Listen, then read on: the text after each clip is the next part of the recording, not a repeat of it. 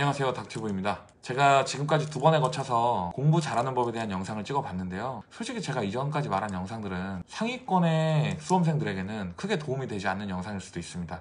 왜냐면 그분들은 이미 그 내용들을 다 알고 있기 때문이죠. 실제로 공부를 해보면은요, 아예 꼴찌였던 사람이 중간까지 올라가는 게 제일 쉽습니다.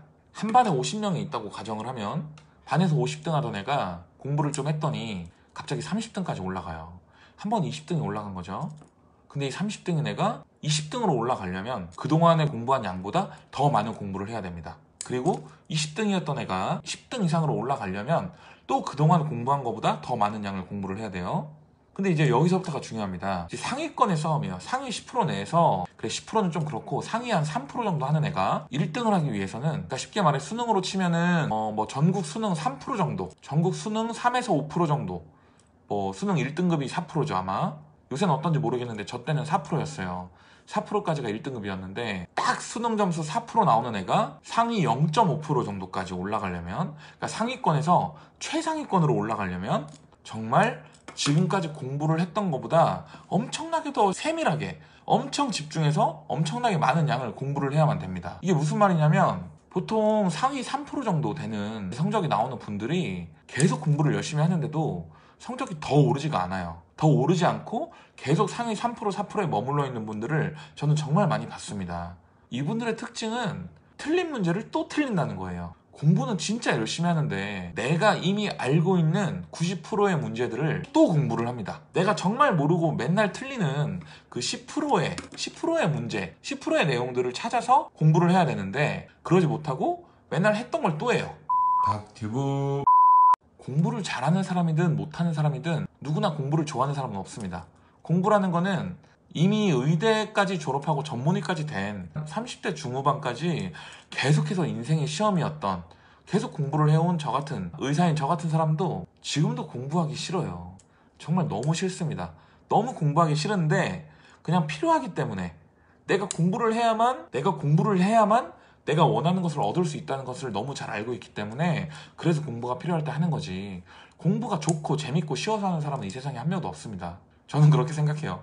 적어도 저는 그래요. 대부분의 수험생들이, 굉장히 많은 수험생들이 이제 공부하긴 싫어요. 공부하긴 정말 싫은데 그렇다고 난 수험생인데 공부를 하지 않으면 죄책감이 엄청 느껴집니다. 그러니까 책상에 앉아가지고 계속 했던 공부를 또 해요. 사람이라는 게 이미 알고 있는 문제를 풀 때 스트레스를 덜 받지, 내가 전혀 모르겠는 분야의 문제를 풀 때는 굉장히 스트레스를 많이 받습니다.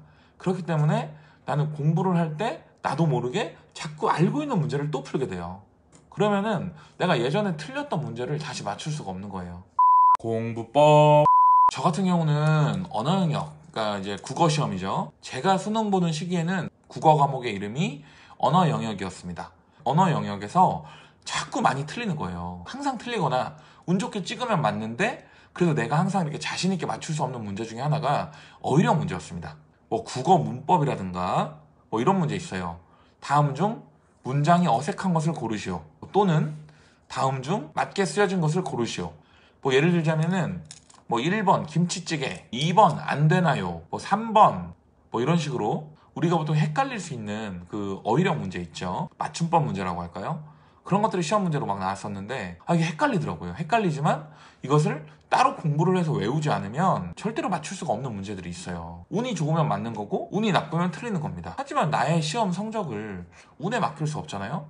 내가 아는 문제만 나오길 바랄 수가 없는 거예요. 그래서 저는 이때부터 국어 단어장을 가지고 다녔습니다. 그 한자성어, 사자성어가 나와 있는 이 정도 두께의 단어장을 사가지고 매일 갖고 다니면서 달달 외웠고, 또 속담집이 있어요. 속담의 정확한 뜻이 나와 있는, 어떤 상황에서 어떤 속담이 맞는지 이런 문제가 꼭 하나씩 나오거든요.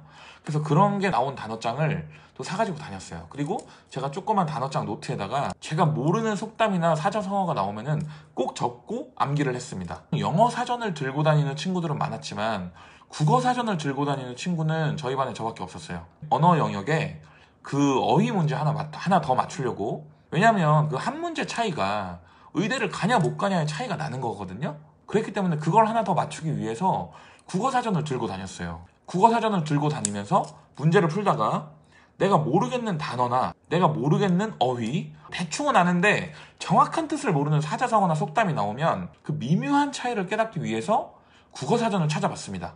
그렇게 한 6개월 정도 공부를 했더니 어휘력이 정말 엄청나게 상승을 한 거예요. 그때 공부했던 어휘력으로 15년이 넘게 지난 지금도 제가 써먹고 있습니다. 물론 저는 그게 습관이 됐기 때문에 지금도 정확하게 맞춤법을 모르는 경우에는 구글에서 검색을 해봅니다. 요즘 네이버 사전이라든가 인터넷 사전들이 너무 좋잖아요.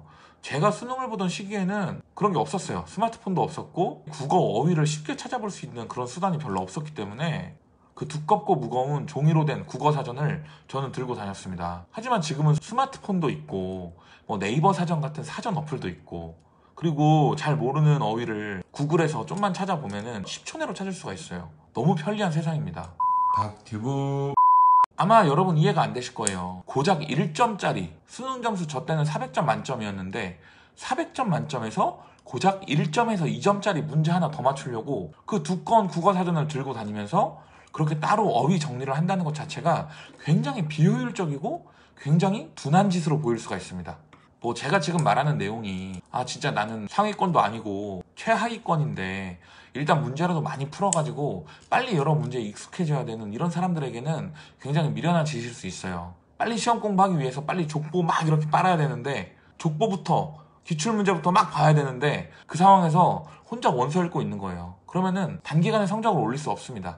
제가 지금 말하는 공부 방법이 적용되는 분들은 그냥 상위권에서 완전 최상위권으로 가기 위한 방법입니다. 수학도 마찬가지예요. 수학도 뭐 예를 들어서 나는 수학을 그래도 그렇게 못하는 편이 아닌데 내가 정말 특출나게 못하는 챕터가 있습니다. 뭐 예를 들자면 확률, 통계, 경우의 수 이런 챕터들이 대부분의 수험생들이 어려워하거나 포기를 하는 분야예요. 하지만 여러분이 그냥 어중간한 성적으로 그냥 적당한 대학에 가려면은 그런 버릴 거 버리고 성적을 많이 올릴 수 있는 부분에 공부를 해야 되지만 진짜로 최상위권으로 가기 위해서는 절대 버리는 부분이 있어서는 안 됩니다. 모든 걸 완벽하게 다 이해를 해야 돼요. 그래야만 여러분이 의대나 치과대학에 갈 정도로 아주 최상위권이 될 수가 있습니다. 공부라는 건 그런 거예요. 세상에 공짜가 없습니다. 남들이 쉽게 하는 것처럼 보이는 게 실제로 파보면은 엄청난 노력과 엄청난 고생을 통해서 이루어진 것일 수가 있어요. 공부법. 그 외에 그런 애들 있잖아요. 우리 초등학교 때 되게 재수없는 애들 있어요. 나는 막 10개 틀려가지고 짜증나 죽겠는데 하나 틀렸다고 우는 애들 있어요. 시험 문제 하나 틀렸는데 막 울어요. 진짜 재수없죠. 나보다 훨씬 잘 봐놓고 막 우는 거야. 그럼 나는 뭐가 돼? 나는 병신이야? 뭐야 나는? 이렇게 생각을 할 수 있는데 그런 친구들은 그만큼 자기가 공부를 열심히 했기 때문에 그 하나 틀린 것조차 너무 억울한 거예요. 공부를 하나도 열심히 하지 않은 사람들 입장에서는 절대로 이해를 할 수가 없죠. 그래서 오늘의 결론은 세상에 공짜는 없다. 두 번째로 상위권에서 최상위권으로 올라가기 위해서는 상위 3% 정도 되는 성적에서 상위 0.5% 정도 되는 성적까지 끌어올리기 위해서는 지금까지 했던 노력 이상의 노력이 필요하다. 백날 풀었던 문제만 또 반복해서 풀어서는 절대로 성적이 더 오르지 않고 성적이 정체될 수밖에 없다. 이것이 제가 오늘 말하고자 하는 영상의 결론입니다.